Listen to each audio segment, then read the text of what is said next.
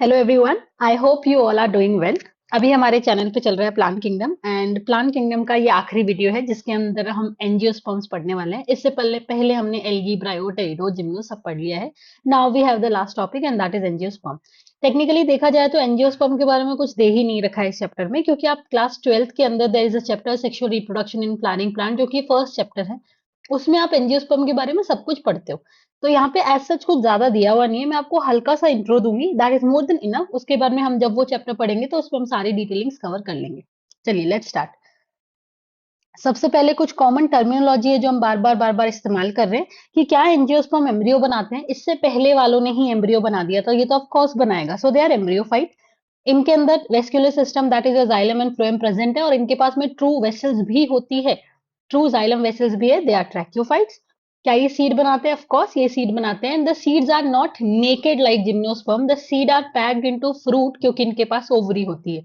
So they are spermatophyte due to the presence of seed.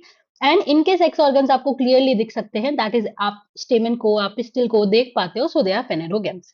क्योंकि sex organs clearly visible है तो हम उनको क्या बोलेंगे कि वो फेनेरोगेम्स है। अब बात करते हैं एंजियोस्पर्म्स को हम फ्लावरिंग प्लांट बोलते हैं, क्योंकि इनके अंदर the reproductive part is flower. क्योंकि इनके अंदर फूल आते हैं, फ्लावर आते हैं, इसीलिए हम इनको क्या बोलेंगे, that they are flowering plants. इतना डन, ठीक है। अब एंजियोस्पर्म की अगर हम बात करें कि ये कहाँ पे मिलते हैं, they are found in wide range of habitats. कहीं पे भी मिल सकते हैं, किसी भी जगह पे आपको मिलेंगे, ठीक है। इनके साइज की भी बात करें, they can be very small, they can be microscopic, जैसे कि वॉल्फिया माइक्रोस्कोपिक होता है, to very very tall tree जैसे कि यूकेलिप्टस, जो कि ओवर 100 मीटर्स का भी हो सकता है। When you talk about the angiosperm का इकोनॉमिक इंपॉर्टेंस, काफी सारी इकोनॉमिक इंपॉर्टेंस इसकी है। इसको आप फूड की तरह यूज करते हो, फॉडर की तरह यूज करते हो, फ्यूल की तरह यूज करते हो, मेडिसिन की तरह यूज करते हो, और दूसरे भी कमर्शियल इंपॉर्टेंट प्रोडक्ट्स हमको इनसे मिलते हैं। अब हम बात करते हैं थोड़ा सा कि एंजियोस्पर्म्स की कितनी क्लासेस है। When you talk about the classes of angiosperm, there are two basic classes, ठीक है। एक है डाइकोटिलिडोने और दूसरी है मोनोकोटिलिडोने। डाइकोटिलिडोने हम तब बोलते हैं अगर किसी के सीड को आप बराबर दो टुकड़ों में बांट सकते हो, जैसे राजमा है ना, तुम्हारा चना है, उसके दो टुकड़े हो जाते हैं सीड के, so that is your dicot seed या डाइकोटिलिडोने का मेंबर, ठीक है। जैसे पल्सेस हो गया, मस्टर्ड हो गया, सनफ्लावर, ये सारे डाइकॉट्स है। वहीं पे मोनोकोटिलिडोन वो होता है जिसका सीड का एक ही टुकड़ा होता है। You can not break it down into two part, आपको उसको सेपरेट करने के लिए तोड़ना ही पड़ेगा। तोड़ के तो आप किसी के भी दो टुकड़े कर दोगे ना, that is not the deal, ठीक है।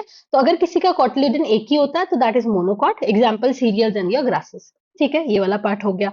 अब अगर देखा जाए तो एनसीईआरटी में तो इतना सा बता के खत्म कर दिया है, हम थोड़ी सी और डिटेलिंग जान लेते हैं, ठीक है। When you talk about the parts of an angiosperm, आपको पता है कि एंजियोस्पर्म में दो तरीके के पार्ट्स होते हैं, ये आपने मॉर्फो में भी पढ़ा है। कुछ होते हैं वेजिटेटिव पार्ट और कुछ होते हैं रिप्रोडक्टिव पार्ट। वेजिटेटिव पार्ट में आता है root, stem and leaf, and reproductive part में आता है फ्लावर, ठीक है। रूट, स्टेम एंड लीफ, इनका कोई डायरेक्ट रोल नहीं है सेक्सुअल रिप्रोडक्शन में। ये आपको एसेक्सुअल रिप्रोडक्शन में बहुत हेल्प करते हैं।